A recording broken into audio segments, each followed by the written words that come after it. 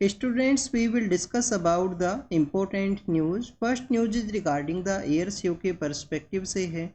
Students, Indian air force के द्वारा जो एयर शो है उसको कंडक्ट किया गया तमिलनाडु के वहाँ पे सिचुएटेड है मरीना बीच, उसी एरिया के अंदर में जो एयर शो है उसको कंडक्ट किया गया है। स्टूडेंट्स, अगर हम डिस्कस करें इंडियन एयरफोर्स के पर्सपेक्टिव से तो 8 अक्टूबर का जो डे है जिसे कि हम एयरफोर्स डे के रूप से भी सेलिब्रेट करते हैं।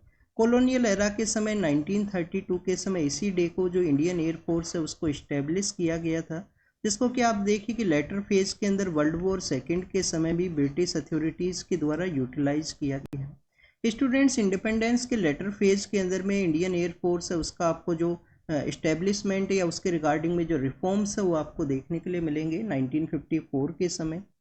नेक्स्ट अगर हम डिस्कस करें स्टूडेंट्स मरीना बीच के बारे में तो आप देखिए कि चेन्नई के वहाँ पे सिचुएटेड है, अर्बन एरिया के ही नियर बाई एरिया के अंदर में जो मरीना बीच है। मरीना बीच के वहाँ पे ही जो इंग्लिश ईस्ट इंडिया कंपनी है उनके द्वारा अपना जो फर्स्ट फोर्ट है उसको इस्टेब्लिश किया गया था 1639 के समय में। सेंट जॉर्ज नाम का जो फोर्ट है 1639 के समय में सेंट जॉर्ज नाम का जो फोर्ट है वो वहाँ पे इस्टेब्लिश किया गया। आप देखिए कि students English east India company का जो फोर्टिफिकेशन का जो सिस्टम है उसी के अगेंस्ट में आपको 1756 के समय जो नवाब बंगाल हुआ करते थे सिराजुद्दौला उनके द्वारा इनको डिनाई किया गया था। ईस्ट इंडिया कंपनी के जो ऑफिशियल्स हैं उनके द्वारा फोर्टिफिकेशन को नहीं कैरी आउट किया जाए, उसी के अगेंस्ट में उनका एक बैटल आपको देखने के लिए मिलेगा जिसके अंदर ब्रिटिश अथॉरिटीज़ का डेथ होता है। और उसके अंदर में आप देखिए कि ब्लैक होल ट्रेजिडी है वो भी सामने आता है। काफ़ी बार आपसे क्वेश्चन पूछ लिया जाएगा कि ब्लैक होल ट्रेजिडी है वो क्या है। तो 1756 के समय में ये बेसिकली सिराजुद्दौला के एक रूम के अंदर सिराजुद्दौला के द्वारा एक रूम के अंदर क्लोज कर दिया जाता है कुछ ईस्ट इंडिया कंपनी के ऑफिशियल्स को, जिसका वहाँ पे डेथ होता है। फिर उसके लेटर फेज के अंदर आप देखिए कि 1757 के समय आपको बैटल ऑफ प्लासी है वो आपको देखने के लिए मिलेगा। तो स्टूडेंट्स, ये फोर्टिफिकेशन का जो सिस्टम है उसके रिगार्डिंग में हमने यहाँ पे इसको डिस्कस किया। तो आप देखिए कि जो मरीना बीच है वहाँ पे आपको 1639 के समय में सेंट जॉर्ज है उसको इस्टेब्लिश किया गया था इंग्लिश ईस्ट इंडिया कंपनी के द्वारा। मरीना बीच के रिगार्डिंग में कुछ फैक्ट्स आपको पता होना चाहिए। अर्बन एरिया के अंदर वन ऑफ द लॉन्गेस्ट बीच आपको देखने के लिए मिलेगा। इसके अलावा आप देखिए कि जब भी हम बीच के बारे में डिस्कस करते हैं तो आपको यहाँ पे जो ब्लू फ्लैग स्टेटस दिया जाता है, बीच एरियाज को जो ब्लू फ्लैग का जो स्टेटस दिया जाता है उसके बारे में भी आपको पता होना चाहिए। क्या मरीना बीच को भी यहाँ पे ब्लू फ्लैग का जो स्टेटस है जो सर्टिफिकेशन है वो दिया गया है, क्योंकि आप देखिए कि एक यहाँ पे फाउंडेशन है डेनमार्क के अंदर में, उनके द्वारा ये जो स्टेटस है किसी भी बीच एरिया को दिया जाता है। फाउंडेशन का नेम है foundation for environment and education, foundation for environment and education, जो कि डेनमार्क के वहाँ पे सिचुएटेड है। नेक्स्ट अगर हम डिस्कस करें स्टूडेंट्स वेस्ट बंगाल के रिगार्डिंग में है। स्टूडेंट्स, आप देखिए कि हमने यहाँ पे मरीना बीच के बारे में डिस्कस किया। अगर आपको यहाँ पे जो मरियाना जो ट्रेंच है उसके बारे में भी पता होना चाहिए। हमारा कौन सा जो ओशियन एरिया है जहाँ पे मरियाना जो ट्रेंच है वो सिचुएटेड है, क्या अटलांटिक ओशियन के अंदर सिचुएटेड है या आर्कटिक के अंदर सिचुएटेड है, क्या वो पैसिफिक के अंदर है या इंडियन ओशियन के अंदर है? ये आप कमेंट सेक्शन के अंदर बताना। ये आपका होमवर्क है कि जो मरियाना ट्रेंच है उसका लेंथ कितना है और कहाँ पे वो सिचुएटेड है, किस वाटर बॉडी का एरिया के अंदर वो सिचुएटेड है। नेक्स्ट अगर हम डिस्कस करें स्टूडेंट्स वेस्ट बंगाल के पर्सपेक्टिव से तो आप देखिए कि वेस्ट बंगाल के वहाँ पे एक हीनियस क्राइम का जो केस अभी रिसेंटली सामने आया है, तो उसके रिगार्डिंग में वहाँ के हाई कोर्ट के द्वारा जो ऑटोप्सी है उसको एम्स के द्वारा ही कैरी आउट किया जाएगा, उसके जो ऑर्डर्स हैं वो दिए गए हैं। इसके अलावा आप देखिए कि जब भी यहाँ पे चिल्ड्रंस को इस तरीके का जो हीनियस क्राइम है या जो सेक्सुअल असोल्ट है वो फेस करना होता है, तो उसके रिगार्डिंग में आपको protection of children from sexual offence का जो एक्ट है वो जरूर से पता होना चाहिए। आप देखिए कि जो पोक्सो का जो एक्ट है protection of children from the sexual offence, इसके अंदर 18 का जो एज है उससे कम का जो कोई भी पर्सन है उसको चिल्ड्रन के रूप से काउंट किया गया है। इसी के रिगार्डिंग में आपको वेरिएशन भी देखने के लिए मिलता है कि इंडिया के डिफरेंट जो लॉज हैं उसके अंदर में आप देखिए कि कहीं पे जो चिल्ड्रन है वो 14 एज के बच्चों को ही माना गया है, कहीं पे जो चिल्ड्रन है वो 16 एज के बच्चों को माना गया है, 16 से कम एज के। और आप देखिए कि जो protection of children from sexual offence act है उसके थ्रू 18 से कम के अगर कोई है तो उसको यहाँ पे चिल्ड्रन के रूप से काउंट किया जाता है। नेक्स्ट अगर हम डिस्कस करें स्टूडेंट्स यहाँ पे हरियाणा इलेक्शन के बारे में है। आप देखिए कि हरियाणा के जो इलेक्शंस अर्लियर फेज के अंदर एक डिफरेंट डेट को यहाँ पे अनाउंस किया गया था इलेक्शन कमीशन के द्वारा, पर लॉन्ग वीकेंड का समय होने की वजह से लोगों के द्वारा कम पार्टिसिपेट किया जाएगा। इसके रिगार्डिंग में आप देखिए उस डेट को चेंज किया गया। स्टूडेंट, डेट को चेंज करने के बाद में भी जो हरियाणा का मोस्ट अर्बन एरिया है गुरुग्राम, गुरुग्राम का आप देखिए अर्लियर फेज के अंदर जो नेम है वो गुड़गांव हुआ करता था, बाद में उसका जो नाम है गुरुग्राम किया गया। तो जो माइथोलॉजी के अंदर महाभारत के अकॉर्डिंग में जो गुरु द्रोणाचार्य हैं उनका वहीं पे ही आप देखिए कि जो आश्रम है वो हुआ करता था, वहीं पे ही जो आर्चरी का जो प्रैक्टिस है उनके द्वारा करवाया गया था। तो स्टूडेंट, जो गुरुग्राम का एरिया है वहाँ पे आप देखिए कि इलेक्शन के अंदर जो पार्टिसिपेशन है वन ऑफ द लोवेस्ट आपको देखने के लिए मिला है। तो स्टूडेंट्स, इसके बिहाइंड में क्या मेन रीजंस हैं, क्या मेन रीजंस हो सकते हैं? एक तो हो सकता है कि जो कैंडिडेट्स हैं वो लोगों के पसंदीदा कैंडिडेट्स नहीं हो, वहीं जो सेम कैंडिडेट्स हैं वो अनाउंस किए गए हों पॉलिटिकल पार्टीज़ के द्वारा, पीपल्स यहाँ पे इंटरेस्टेड ना हो, पीपल्स यहाँ पे इंटरेस्टेड ना हो, क्योंकि आप देखिए कि गुरुग्राम कंटिन्यूस वहाँ पे जो इवन जो मानसून के समय में जो वोटर लॉगिंग का जो क्राइसिस है उस तरीके का जो सिचुएशन आपको देखने के लिए मिलेगा। तो हो सकता है कि यहाँ पे जो पर्सन्स है वो इंटरेस्टेड ना हो, या सेम कैंडिडेट्स होना भी एक मेन रीजन है, वो हो सकता है। नेक्स्ट अगर हम बात करें स्टूडेंट्स, यहाँ पे जो चाइल्ड मैरिज के इरेडिकेशन के बारे में आसाम के जो चीफ मिनिस्टर हैं उनके द्वारा कहा गया है कि 2026 तक आसाम के वहाँ पे जो चाइल्ड मैरिज है उसको इरेडिकेट कर दिया जाएगा उनके द्वारा। स्टूडेंट्स, चाइल्ड मैरिज क्या है? किसी भी पर्सन का जो कम एज के अंदर में जो यहाँ पे एक वैलिड एज है उससे कम के अंदर में अगर किसी का मैरिज कंडक्ट होता है तो उसको हम चाइल्ड मैरिज के रूप से देखते हैं। चाइल्ड मैरिज का क्या यहाँ पे प्रॉब्लम है? आप देखिए कि चाइल्ड मैरिज के काफ़ी सारे प्रॉब्लम्स है। प्रॉब्लम्स यही हैं कि ये हेल्थ को भी इम्पैक्ट करता है, साइकोलॉजिकल जो डेवलपमेंट है उसको भी इम्पैक्ट करता है। जिस समय में प्रॉपर आपको अपॉर्चुनिटी या जॉब अपॉर्चुनिटीज़ को क्रिएट करने का ज़रूरत है, स्टडी के ऊपर आपको ध्यान देने का ज़रूरत है, उस समय इस तरीके का अननेसेसरी जो प्रेशर है उसको ये प्रेशर को क्रिएट करता है किसी भी जो कपल्स हैं उनके ऊपर में। तो आसाम के वहाँ पे 2026 तक चाइल्ड मैरिज है उसको इरेडिकेट किया जाएगा। आप देखिए कि स्टूडेंट, चाइल्ड मैरिज के बारे में आपको एक पर्सन के बारे में पता होना चाहिए। राजस्थान के वहाँ पे एक गर्ल चाइल्ड है जिनका नाम है पायल जांगिड। पायल जांगिड उनका नेम है। आप देखिए कि उनके पेरेंट्स के द्वारा उनका जो मैरिज है उसको फिक्स किया गया था, उनके द्वारा वॉइस को रेज किया गया पायल जांगिड के द्वारा। ये काफ़ी फेमस नेम है। आप अपना जो ऐसे के अंदर या एथिक्स के अंदर इनका जो नेम है वो कोट कर सकते हो। ज़रूर से रीड करना इनके बारे में एक बार गूगल करके कि पायल जांगिड कौन है जिनके द्वारा चाइल्ड मैरिज के अगेंस्ट में किस तरीके से अपना वॉइस है उसको रेज किया गया। बाद में आप देखिए कि इंटरनेशनल जो प्लेटफॉर्म्स है यूएन के, वहाँ पे भी इनको रिकॉग्नाइज किया गया था इनके एफर्ट्स को। नेक्स्ट अगर हम डिस्कस करें स्टूडेंट्स, मालदीव के बारे में है। मालदीव के जो पॉलिटिकल लीडर हैं इंडिया के विजिट के लिए आए हैं, तो आप देखिए कि इंडियन प्राइम मिनिस्टर से भी उनका जो मीटिंग है वो कंडक्ट होगा। इसके अलावा स्टूडेंट्स, मालदीव प्रेजेंट समय में जो फाइनेंशियल क्राइसिस है वो आपको देखने के लिए मिलता है मालदीव के वहाँ पे।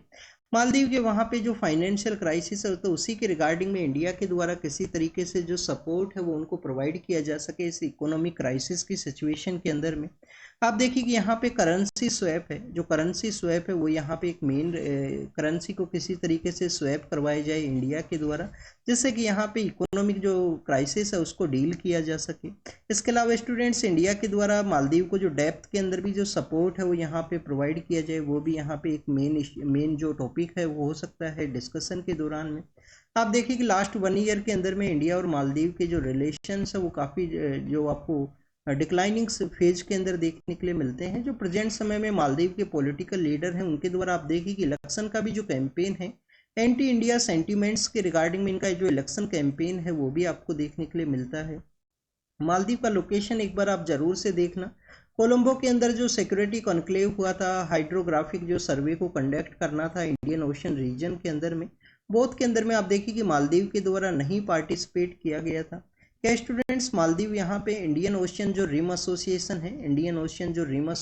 है जो कि इंडिया के द्वारा प्रपोज किया गया था 1997 के समय में, तो क्या students Indian Ocean Rim Association का पार्ट है मालदीव? ये भी आपको पता होना चाहिए। तो ये आपका होमवर्क है, आपको कमेंट सेक्शन के अंदर बताना है कि रिम एसोसिएशन जो कंट्रीज हैं 22 या 23 कंट्रीज जिसके मेंबर हैं, तो क्या उसके अंदर यहाँ पे जो मालदीव है वो भी इसका पार्ट है? पाकिस्तान इसका पार्ट नहीं है, इंडिया के द्वारा इसको प्रपोज किया गया था। कुछ इसके अंदर आपको अफ्रीकन जो कंट्रीज हैं वो भी आपको देखने के लिए मिलेंगे। इंडियन ओशियन रीजन के जो आइलैंड कंट्रीज हैं जो भी आपको इसके पार्ट देखने के लिए मिलते हैं रिम एसोसिएशन की। स्टूडेंट्स कुछ यहाँ पे ट्रैकर्स हैं जिनको रेस्क्यू किया गया, उनका जो कुछ सीरियस सिचुएशन होने की वजह से उनको यहाँ पे रेस्क्यू किया गया है। हिमालय के एरिया के अंदर में उनके द्वारा ट्रैकिंग है उसको कैरी आउट किया गया था। उनका जो मेन जो ग्रुप है उससे आप देखिए कि उनका जो कनेक्शन है वो लॉस्ट हो चुका था, उनका जो फूड है वो भी यहाँ पे ख़त्म हो चुका था, इस वजह से उनको रेस्क्यू किया गया है। अब रेस्क्यू कहाँ से किया गया है? चमोली से किया गया है। चमोली कहाँ पे सिचुएटेड है? उत्तराखंड के वहाँ पे। उत्तराखंड के बारे में जब भी हम रीड करते हैं, सपोज कीजिए उत्तराखंड है, सपोज कीजिए उत्तराखंड है, तो उत्तराखंड के बारे में जब भी हम रीड करते हैं तो एक जो पार्ट है वो तो आपको कुमायूं का रीजन देखने के लिए मिलता है, कुमायूं यहाँ पे सिचुएटेड है। एक पार्ट आपको गढ़वाल का रीजन देखने के लिए मिलता है, ये पार्ट गढ़वाल का रीजन है, तो चमोली आपको गढ़वाल के रीजन के अंदर देखने के लिए मिलेगा।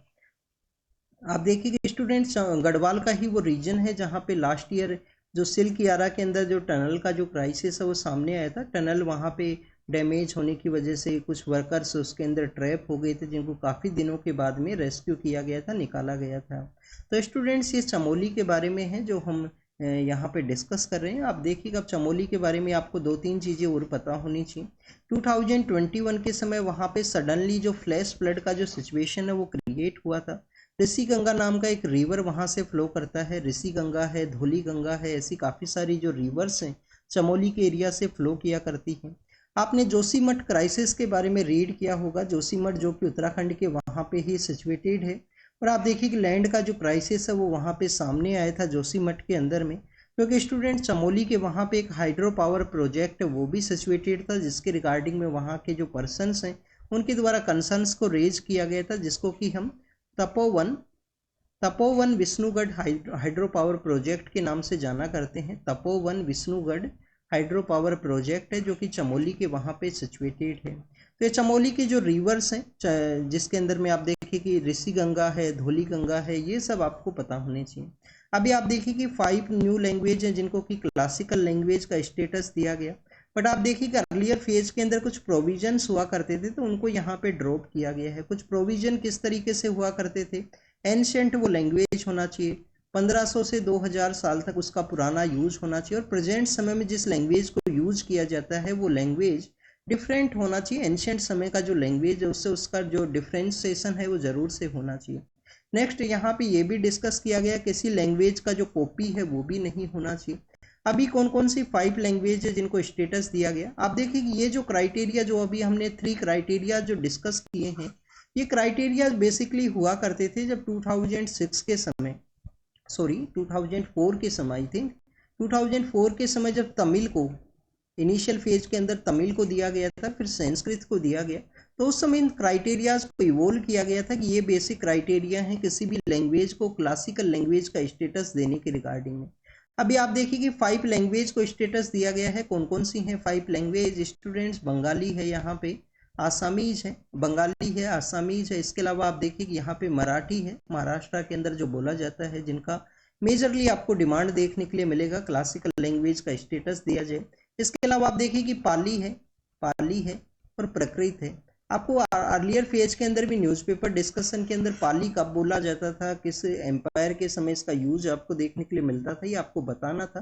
प्रकृत ऑफिशियल लैंग्वेज हुआ करता था सातवाहनाज के समय में, तो ये भी आपको पता होना चाहिए। सातवाहना जो आप देखिए कि जिनको कि आंध्रा के नाम से भी जाना करते हैं।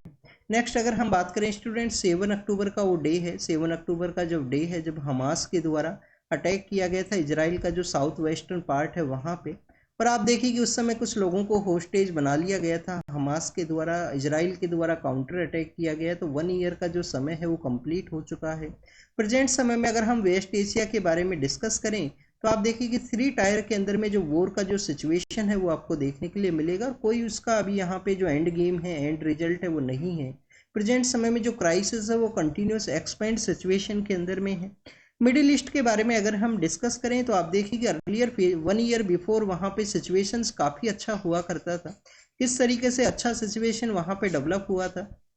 आप देखिए कि आफ्टर द लॉन्ग टाइम के बाद में वहाँ पे 2020 के समय यूएस के जो प्रेसिडेंट डोनाल्ड ट्रंप हुआ करते थे उस समय में, उनके द्वारा अब्राहम अकॉर्ड है उसको प्रपोज किया गया था। अब्राहम अकॉर्ड बेसिकली क्या है कि इजराइल के साथ में जो मिडिल ईस्ट के जो कंट्रीज हैं उनके साथ अपने रिलेशन है उसको स्ट्रेंथन करना है, जिसके अंदर आप देखिए कि बहरीन नाम का जो कंट्री है, यूनाइटेड अरब अमीरात है, यूनाइटेड अरब अमीरात है, और मोरक्को जो नॉर्दर्न पार्ट ऑफ अफ्रीका के वहाँ पे सिचुएटेड है, उनके द्वारा अपने रिलेशंस यहाँ पे स्ट्रेंथन भी किए गए थे, रिलेशंस को इस्टेब्लिश किया गया था। एक तो आप देखिए कि आपको I2U2 का कॉन्सेप्ट ही देखने के लिए मिलेगा, इंडिया और इजराइल है, और यूनाइटेड अरब अमीरात एंड आप देखिए कि यूएसए इसका पार्ट हुआ करते थे। इसके अलावा आप देखिए कि G20 का जब मीटिंग इंडिया के अंदर कंडक्ट हुआ तो India middle east Europe economic corridor को भी प्रपोज किया गया, जिसके अंदर मिडिल ईस्ट के जो कंट्रीज है जिससे इजराइल को कनेक्ट करेगा, और उसके बाद में आप देखिए कि मेडिटेरियन सी को यूज करते हुए यूरोपियन कंट्रीज के साथ में जो रिलेशन है, जो यहाँ पे ट्रेड रूट है, उसको डेवलप किया जाएगा। तो मैं India middle east Europe economic corridor है, उसके समय भी आप देखिए कि इजराइल के साथ में जो मिडिल ईस्ट के जो कंट्रीज हैं उनके रिलेशंस को स्ट्रेंथन ये देखने के लिए मिलता है। पर प्रेजेंट समय में जो 7 अक्टूबर का अटैक वहाँ पे देखने के लिए मिला, उस समय में कंटिन्यूस इसका एक्सपेंड हो चुका है। प्रेजेंट समय में इजराइल के द्वारा वॉर को और भी एरियाज के अंदर एक्सपेंड किया गया, जैसे कि लेबनान का एरिया है। प्रेजेंट समय में सिचुएशन आप देखिए कि इजराइल को यहाँ पे जो एक्सेस ऑफ रेजिस्टेंस जो ईरान के द्वारा क्रिएट किया गया है, उनसे भी रेजिस्टेंस को कैरी करना है। अदर एरियाज के अंदर में नए नए जो फ्रंट हैं वो भी आपको देखने के लिए मिलेंगे, तो उसी के बारे में यहाँ पे डिस्कस किया गया है। नेक्स्ट अगर हम बात करें स्टूडेंट्स, सेंट्रल गवर्नमेंट के द्वारा अभी आप देखिए कि एक पोर्टल को लॉन्च किया गया था। पोर्टल बेसिकली यहाँ पे प्राइम मिनिस्टर जो इंटर्नशिप पोर्टल है उसके बारे में है, जिसके अंदर आप देखिए कि 4.1 करोड़ जो पर्सन्स जिनको कि 5 ईयर के अंदर में इंटर्नशिप प्रोवाइड करते हुए, स्किल प्रोवाइड करते हुए मेन स्ट्रीम के अंदर में ऐड किया जाए, जिससे कि यहाँ पे उनका जो डेमोग्राफिक डिविडेंड है उसको यूटिलाइज किया जा सके। तो उसी पोर्टल के बारे में डिस्कस किया गया है। आप देखिए कि हमारे जो स्टेट मिनिस्टर हैं स्किल के रिगार्डिंग में या एजुकेशन के पर्सपेक्टिव से, उनके द्वारा भी अपना 100 डेज के रिगार्डिंग में एक आर्टिकल है वो लिखा गया है, कैसे स्किल एंड एजुकेशन बहुत इंपॉर्टेंट है। और बोथ मिनिस्ट्रीज के वो यहाँ पे स्टेट के मिनिस्टर हैं सेंट्रल गवर्नमेंट के अंदर में, उनके द्वारा एक आर्टिकल लिखा गया है, कैसे कैसे जो स्किल के रिगार्डिंग में इनिशिएटिव्स लिए गए उसके बारे में भी बताया गया है। नेक्स्ट अगर हम डिस्कस करें तो स्टूडेंट्स यहाँ पे आप देखिए कि अभी एक पर्सन है जिनको कि पैरोल के बेसिस पे रिलीज किया गया, एक पर्सन है जिनको कि पैरोल के बेसिस पे रिलीज किया गया। तो ये जो पैरोल के बेसिस पे इनका जो रिलीज किया गया है, इलेक्शन के समय ही इनका रिलीज आपको देखने के लिए मिलता है। और आप देखिए कि हमारा जो जस्टिस सिस्टम है उसके रिगार्डिंग में भी क्वेश्चंस को रेज करता है। एक तो इन पर्सन को काफ़ी लंबे समय के बाद में 2002-2004 इसके आसपास इनके द्वारा कुछ क्राइम कमिट किया गया था। क्राइम भी आप देखिए कि काफ़ी ज़्यादा सीरियस है, रेप का यहाँ पे क्राइम इनके द्वारा कमिट किया गया, मर्डर का जो क्राइम है वो इनके द्वारा कमिट किया गया, और उन पर्सन्स को कन्विक्टेड है, कोर्ट के द्वारा इनको कन्विक्ट किया गया है। जस्टिस सिस्टम काफ़ी डिले के अंदर में है। अब आप देखिए कि इनको रिलीज कर दिया जाता है इलेक्शन के समय में, समय समय पे इनको पैरोल है वो ग्रांट किया जाता है। तो बेसिकली स्टूडेंट्स ये क्या शो करता है, शो करता है ब्यूरोक्रेसी एंड पॉलिटिकल क्लास का एक नेक्सस है। कि हमारा जो ब्यूरोक्रेटिक जो सिस्टम है, bureaucratic system and that political class है, उसका एक नेक्सस है, नेक्सस को ये शो करता है। नेक्सस के अलावा आप देखिए कि ये शो करता है कि यहाँ पे इलेक्शन कमीशन को भी जो अपना वॉइस है वो रेज करना चाहिए, कैसे इलेक्शन के समय में इन पर्सन को एक सीरियस क्राइम के अंदर जो कन्विक्टेड पर्सन है उनको रिलीज किया जाता है। इसके अलावा स्टूडेंट्स यहाँ पे जो जस्टिस सिस्टम के बारे में बताया गया है कि आफ्टर सेवरल जो ओड्स हैं, सेवरल जो यहाँ पे डिफिकल्ट सिचुएशंस हैं उनको फेस करने के बाद में जो जस्टिस है वो यहाँ पे अटेन किया गया, कन्विक्ट किया गया है कोर्ट के द्वारा इनको। बट आप देखिए कि उसके बाद में भी इस नेक्सस के थ्रू समय समय पे इनको रिलीज करना, इनका यूटिलाइज करना, ये यहाँ पे एक जुडिशियल सिस्टम जो कन्विक्टेड पर्सन है सीरियस क्राइम के रिगार्डिंग में, उसके रिगार्डिंग में हमारा जो यहाँ पे ब्यूरोक्रेटिक सिस्टम, पॉलिटिकल नेक्सस, उन सभी का जो उजागर है वो किया जाता है इस केस के द्वारा। तो उन सभी पॉइंट्स के बारे में यहाँ पे डिस्कस किया गया है।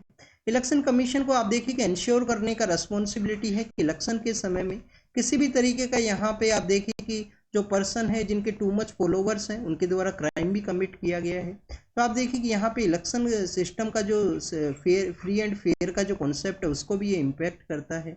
नेक्स्ट अगर हम बात करें सूडान के पर्सपेक्टिव से है, सूडान के वहाँ पे डिफरेंट ग्रुप्स हैं, और आप देखिए कि वहाँ पे फेमाइन का भी सिचुएशन है, ड्रोट का भी सिचुएशन है, फेमाइन का भी सिचुएशन है, काफ़ी सारी सिचुएशंस आपको देखने के लिए मिलेगा। सूडान एंड साउथ सूडान आप देखिए अलग अलग कंट्रीज हैं प्रेजेंट समय के अंदर में। 2011 के समय साउथ सूडान है उसको क्रिएट किया गया था, वहाँ पे भी ऐसे जो सिविल वॉर का जो सिचुएशन है वो क्रिएट हुआ था। बट आप देखिए कि सूडान के बारे में जब भी हम डिस्कस करते हैं तो कुछ एरियाज आपको पता होना चाहिए। जो खोर्तुम का एरिया है, इसके अलावा आप देखिए कि वहाँ पे एक दरफूर का भी रीजन है, वहाँ पे सिचुएट दरफूर का भी रीजन है। तो आप देखिए कि दरफूर रीजन है, खोर्तुम है, जो कि कैपिटल भी हुआ करता है सूडान का वहाँ पे। तो आपको इन एरियाज के बारे में पता होना चाहिए। प्रेजेंट समय में टू मच एथनिक जो क्राइसिस है वो क्रिएट हुआ है। एथनिक जो डिफरेंट डिफरेंट फैक्टर्स का रोल आपको देखने के लिए मिलेगा। आप देखिए कि सऊदी अरेबिया के द्वारा कोशिश भी किया गया था, सऊदी अरेबिया के द्वारा कोशिश भी किया गया था वहाँ पे उस सिचुएशन को किस तरीके से रोका जा सके। नेक्स्ट अगर हम बात करें स्टूडेंट्स, हमारा जो जुडिशियल एंड लेजिस्लेचर का जो सिस्टम है वो एग्जीक्यूटिव अथॉरिटीज़ का यहाँ पे डिस्कस किया गया है वाइस प्रेसिडेंट के द्वारा। अब आपको यहाँ पे एक बेसिक इन्फॉर्मेशन पता होना चाहिए। डीपीएसपी का जो आर्टिकल 50 है उसके अंदर में क्या बताया गया है कि हमारे जो जुडिशियल सिस्टम और एग्जीक्यूटिव का जो सिस्टम है उसके अंदर एक सेपरेशन होना चाहिए, आपको पता होना चाहिए। तो यहाँ पे उन्हीं सब टॉपिक्स के बारे में डिस्कस किया गया है। रेलवे रिक्रूटमेंट पॉलिसी के बारे में है कि सेंट्रल के द्वारा उसको रिस्टोर किया गया। रेलवे के बारे में जब भी हम डिस्कस करते हैं तो एक रेलवे बोर्ड के बारे में आपको पता होना चाहिए। 1902 के समय उसको, फिर 1905 के समय उसको इस्टेब्लिश किया गया, लेटर फॉर्म के अंदर उसको रिफॉर्म भी किया गया है। ये कमीशन फॉर रेलवे सेफ्टी है। आप देखिए कि रेलवे मिनिस्ट्री के अंडर में ये नहीं है। Commission for railway safety ministry of civil aviation के अंदर आपको देखने के लिए मिलेगा। इसके अलावा स्टूडेंट जब भी हम रेलवे के बारे में डिस्कस करते हैं तो आपको यहाँ पे रेलवे बजट के बारे में भी पता होना चाहिए। 1921 के समय एक्वर्थी कमेटी बनता है, एक्वर्थी कमेटी, उनके द्वारा जो railway budget and general budget को सेपरेट किया गया। फिर 2015 के समय आप देखिए कि विवेक देबराय कमेटी के द्वारा इनको यहाँ पे मर्ज है वो कर दिया गया, railway budget and general budget को। नेक्स्ट अगर हम बात करें स्टूडेंट्स, यूएन के जो ऑफिशियल्स हैं उनके द्वारा लेबनान के एरिया के बारे में कहा गया कि एयर स्ट्राइक से जो सिचुएशन है और भी यहाँ पे डिक्लाइनिंग जो सिचुएशन है, डिटोरेटिंग जो सिचुएशन है वो क्रिएट हुआ है। ट्यूनीशिया के बारे में है। ट्यूनीशिया के अंदर जो पॉलिटिकल लीडर हैं उनको इलेक्ट किया गया है। जब भी हम अरब स्प्रिंग के बारे में डिस्कस करते हैं जो 2009 के समय आपको देखने के लिए मिलता है, जो हाईएस्ट अथॉरिटीज़ हैं उनको ओवरथ्रोन किया गया, जो लंबे समय तक पावर के अंदर में थे, जिसके अंदर आपको इजिप्ट, आपको वहाँ पे गद्दाफी है, लीबिया के वहाँ पे जो गद्दाफी है वो भी आपको देखने के लिए मिलता है। तो आप देखिए कि ट्यूनीशिया के जो पॉलिटिकल लीडर हैं उनको इलेक्ट किया गया है। चाइना एंड नॉर्दर्न कोरिया के कुछ रिलेशंस के स्ट्रेंथन के बारे में डिस्कस किया गया है यहाँ पे। और इसके अलावा आप देखिए कि चाइना के जो हैकर्स हैं उनका भी एक रोल बताया गया है यूएसए के द्वारा। स्टूडेंट चाइना के कुछ हैकर्स हैं जिनका कि आप देखिए कि इंडो चाइना जो कंट्रीज हैं, वियतनाम, लाओस, कंबोडिया, वहाँ पे भी काफ़ी सारे इंडियन पर्सनस को रिक्रूट किया गया था। और आप देखिए कि इस जो साइबर फ्रॉड, साइबर क्राइम का जो केसेज है उसके अंदर उनका इन्वॉल्वमेंट देखने के लिए मिलता है। काफ़ी बड़े वहाँ पे साइबर कैफेज हैं। नेक्स्ट अगर हम बात करें ईरान का जो हाईएस्ट फोर्स है यहाँ पे, स्पेशल फोर्स की तरह जो क्वेड फोर्स है, कुड फोर्स है, उनके उसके जो चीफ हैं वो आप देखिए कि मिसिंग है। वो लेबनान के लिए वहाँ पे गए थे, लेबनान के स्ट्राइक के बाद में वो कंटिन्यूस मिसिंग है। नेक्स्ट अगर हम डिस्कस करें स्टूडेंट्स यहाँ पे गाजा के ही बारे में है। गाजा के अंदर में आप देखिए कि 1 ईयर का समय हो चुका है। वहाँ पे एक मॉस्क के अंदर में काफ़ी सारे जो सिविलियन पर्सन हैं उनके द्वारा शेल्टर लिया गया था, उसी के ऊपर इजराइल के द्वारा अटैक किया गया है। तो ये कंटिन्यूस आप देखिए कि कन्फ्लिक्ट है उसी को मेंशन, मैक्सिमम न्यूज़ तो आपको इजराइल के रिगार्डिंग में ही देखने के लिए मिलती हैं यहाँ पे न्यूज़पेपर के डिस्कशन के अंदर में, जब भी वर्ल्ड के पेज को हम डिस्कस करते हैं या अदर पेज को। तो student this is all the information related to the today's newspaper. आप इसको रीड कीजिए, रिवाइज कीजिए, जो भी इंफॉर्मेशन आपको मिला है उसको नोट डाउन कीजिए। Thank you students, thank you very much.